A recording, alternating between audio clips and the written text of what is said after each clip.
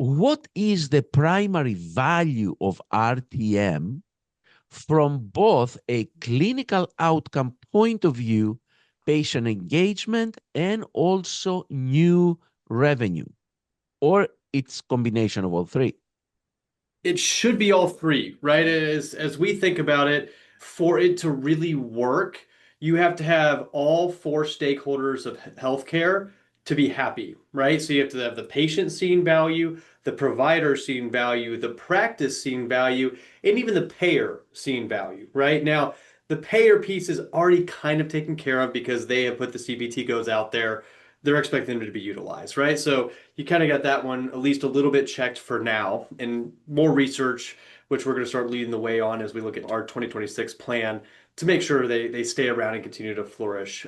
For the patient, we've done some internal research ourselves. We do see things like better adherence to home programs, better adherence to plan of care. So in 480 patient analysis, we found that patients on Sarah had a between 19 and 62% increase in completion of plan of care, right? So they're not giving up. They're not getting to visit number two, be like, I'm sore, this isn't working, and I'm out. This is just not happening as much.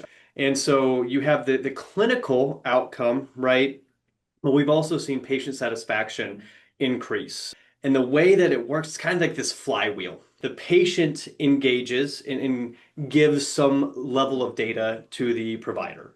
Now, the provider has that and can now have a more efficient and meaningful visit, but especially the subjective. Like your subjective should be done by the time the patient walks in the door, right? And so you're not asking, hey, Demi, how's it been going since we last saw each other?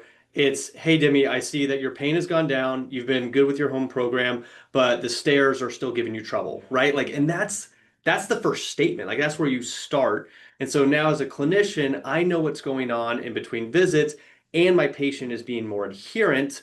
And then the practice generates high margin revenue. If you generate an extra $200 a patient, but you're only keeping 5% of that, like it matters, but it doesn't.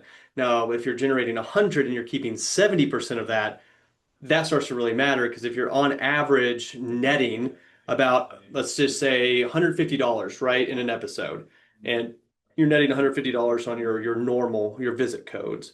If you add $70 to that, going from 150 to 220 is almost a 50% increase in bottom, like that's bottom line. So that's how we see it. Patients get clinical value as well as the connection, that safety blanket almost that has been ripped out of healthcare in many ways. The clinician gets more data to be able to have more effective visits, as well as a little bit of that same connection, right?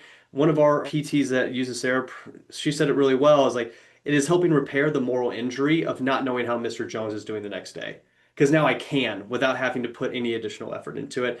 And then as a practice, if you can start generating an extra $70 in margin per episode, that is for many extremely meaningful.